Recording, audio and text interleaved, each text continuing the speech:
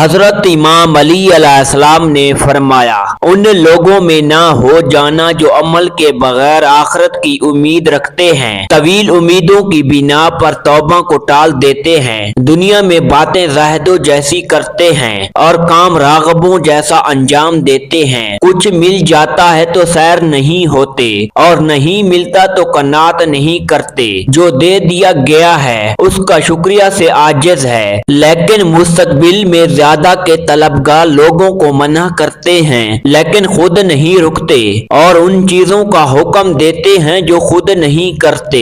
नेक किरदारों से मोहब्बत करते हैं लेकिन उन जैसा अमल नहीं करते और गुनाहगारों से बेजार रहते हैं लेकिन खुद भी उन्हीं में से होते हैं। गुनाहों की कसरत की बिना पर मौत को नापसंद करते हैं और फिर ऐसे ही अमाल भी कायम करते रहते हैं जिनसे मौत नागवार हो जाती है। बीमार होते हैं तो गुनाहों पे पशेमान हो जाते हैं और सेहतमंद होते हैं तो फिर वही लाभ में मुब्तला हो जाते हैं। बीमारियों से निजात मिल जाती है तो अकड़ने लगते हैं और जब मुसीबत में पड़ जाते हैं तो मायूस हो जाते हैं। कोई मुसीबत नाजिल हो जाती है तो बिस्तर लोगों की तरह दुआ करते हैं और सहूलत आसानी फराम हो जाती है तो फरेब खुर्दा होकर मुंह फेर लेते हैं। उनका नफ्स इन्हीं ख्याली बातों पे आमादा कर लेता है लेकिन वो यकीनी बातों में उस पर काबू नहीं पा सकते। दूसरों के बारे में अपने से छोटे गुनाह से भी खौफजदा रहते हैं और अपने लिए अमाल से ज्यादा जज़ा की उम्मीद रखते हैं। मालदार हो जाते हैं तो मगरूर मुब्तला फितना हो जाते हैं और गुर्बत ज़दा हो जाते हैं तो मायूस और सुस्त हो जाते हैं। अमल में कोहताई करते हैं और सवाल में मुबालगा ख्वाहिश नफ्स सामने आ जाती है तो फौरन गुनाह कर लेते हैं और तौबा को टाल देते हैं। कोई मुसीबत लाहक हो जाती है तो इस्लामी जमात से अलग हो जाते हैं। इबरतनाक वाक़यात बयान करते हैं लेकिन खुद इबरत हासिल नहीं करते।